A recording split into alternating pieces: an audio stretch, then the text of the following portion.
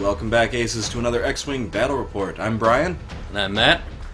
And today we got a list Matt's flying from a suggestion on one of our other videos from Ryan Pollock. He's using Blue Ace with Flachette torpedoes, Push the Limit, Munitions, Failsafe, and R2D6.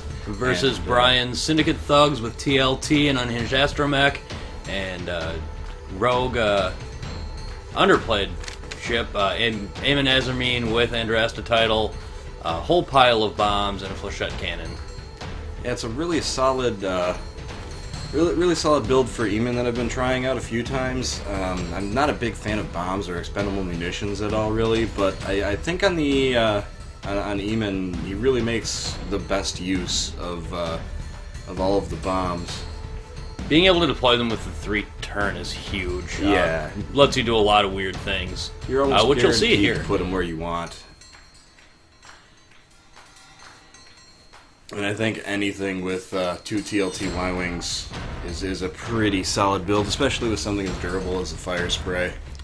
And now you get to see some of the awesome power of Blue Ace. I was able to just push him out to the edge, and then one turn back in with his boost, making him really strong outflanker, getting him in a really good position. Blue Ace is a really good flanker, and his ability is just so strong. I really like him with Push the Limit. I think he really needs the upgrade. And the T-70 platform is just, it's a fantastic ship. So we've got a range 2 shot out with a Flachette cannon. This was really painful for me, getting the double stress on him. And 2 hits coming from Brian, only 1 dodge. So lose a shield, grab the stress. The stress is the big one here. So I'm going to try and take out that inside Y-Wing. I've got 4 range 3 shots on it, so 12 dice. Didn't do as much damage as I wanted, unfortunately. I still poked a couple through.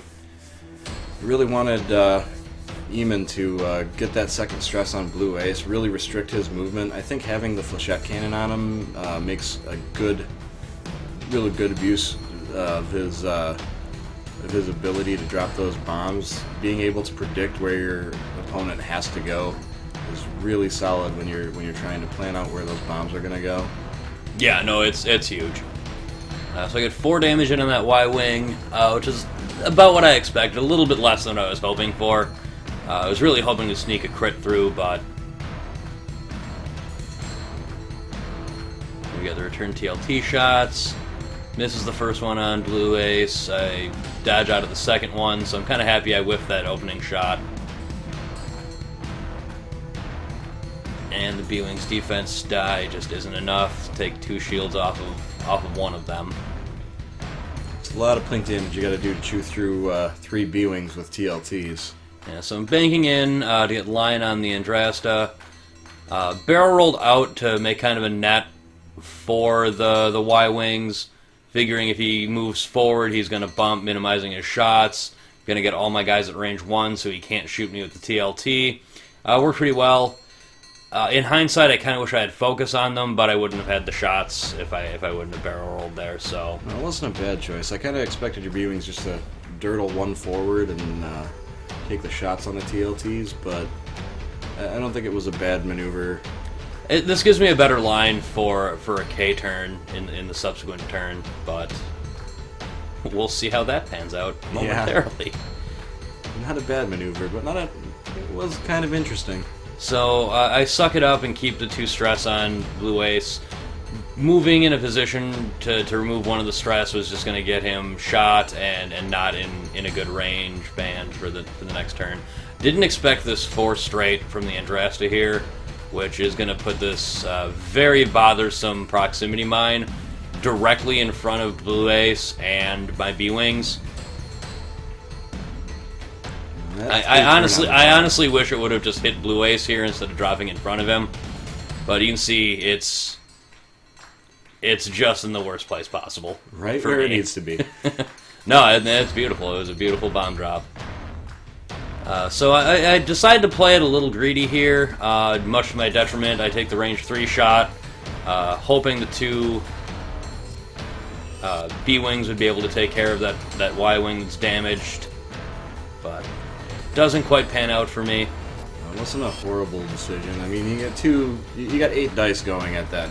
Yeah, TLT, I didn't want to waste the shots here, and in hindsight I should have, but it's hard not to be greedy when you're going up against TLTs. You just kind of expect one of them to drop, and it's taking 8 dice.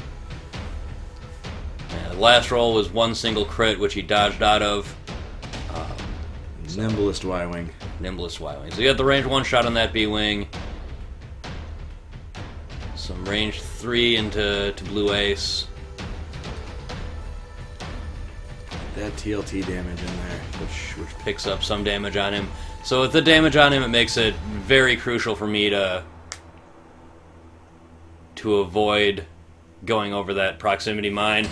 What I wanted to do was K-turn with that lead B-Wing, and then turn the other ones in, facing the Andrasta, getting behind that Y-Wing.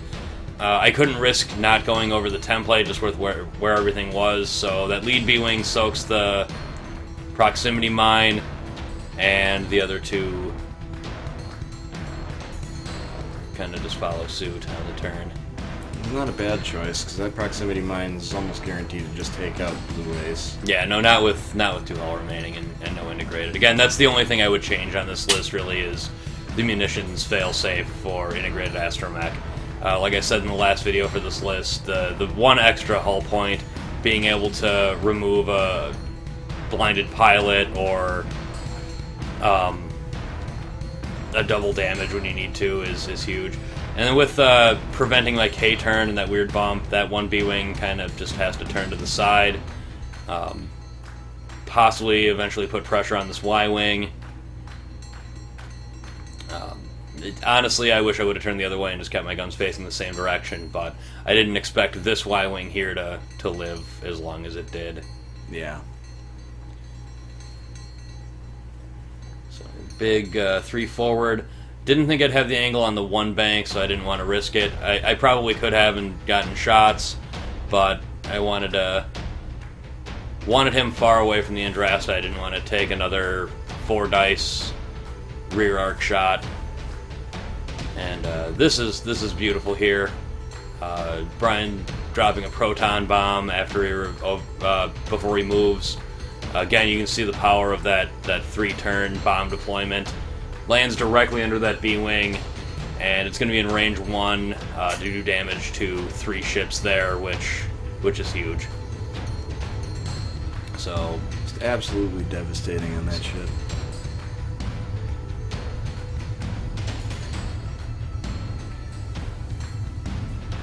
Picking up that target lock and making sure that you can try and remove that B-Wing right away. Yep, so we got B-Wing 1 at range 1.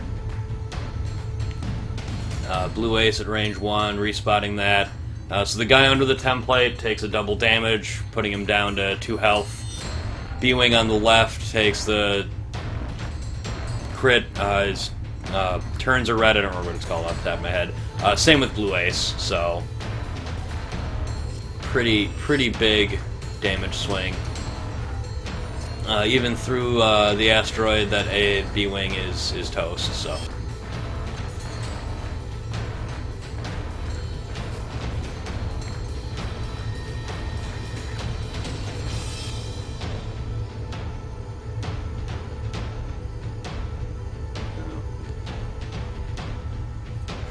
B-Wing trying to get a little bit of damage in on that fire spray.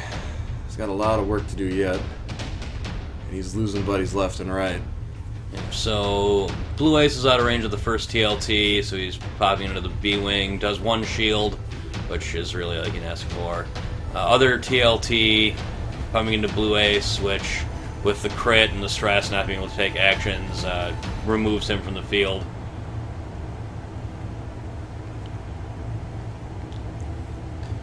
And at this point, I'm pretty much on tilt. I've lost a lot of resources, so I'm just trying to take as much damage. I'll deal as much damage as possible. So grabbing a target lock there.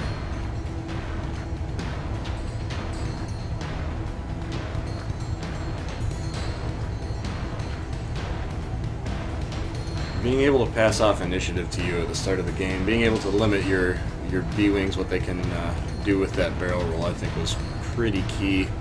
Yeah, and that's going to be another thing too. Swapping out the munitions failsafe for the integrated Astromech saves me a point, which in a matchup like this, having initiative, or being able to pass initiative to my opponent, especially with TLTs being a pilot skill 2, being able to barrel roll into that TLT donut is big.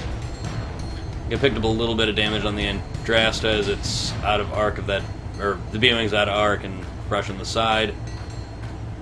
Again, little TLT plink damage. Both those B-Wings are pretty fresh, but that's going to change pretty rapidly here.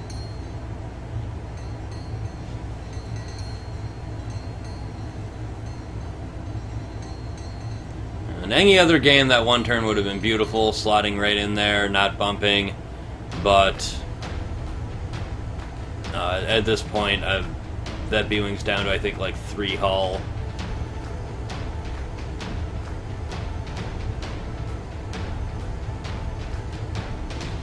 Getting full use out of that Unhinged in this round. Oh yeah, no, beautiful crisscross with those Y-Wings. Unhinged is a huge asset on the Scum Y-Wings. And again, game of hard choices. I gotta decide what's important here. Really just confused as to what to shoot at. Gotta go with the 2 range 3 shots on the wounded Y-Wing and pick that out.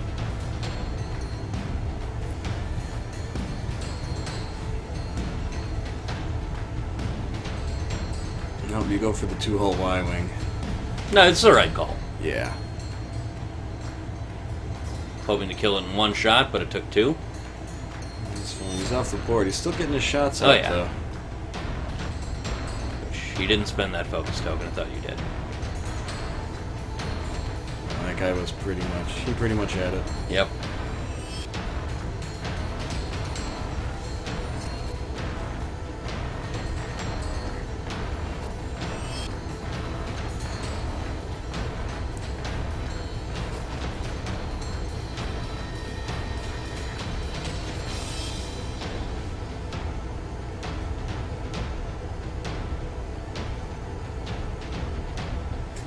And getting 2 in on the double damage guy. So here I had some choices. I could have tried to barrel roll to the outside. Maybe bump if he moves 1 forward. Maybe bump the Andrasta. Chose to take the safer focus. Should have grabbed a target lock here, him being at range 1. Gotta love those big ship bases and their ability to stay assembled.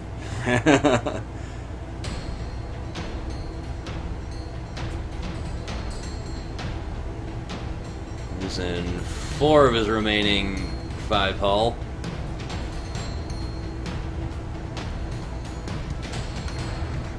The crit was reducing the A-Wing's agility. I needed it to not shoot that turn. So I guess that was at range 2, not range 1. Yeah. So, but great game. Again, I love the B-Wings and the T-70. Minor tweaks. I really like the power of the Andrasta and Emon. It's really unexpected. I think that could take some games at a store championship or even as a local like winter kit event. Yeah, definitely want to use it again. We'll see how it goes. Thanks again to Ryan Pollock for posting that suggestion. If you guys got a suggestion, go ahead and leave it in the comments below with the list you'd like to see. Don't forget to hit that like button. We'll get some more X-Wing videos out here for you, and don't forget to subscribe. Thanks for watching. Yeah, thanks. Have a good night.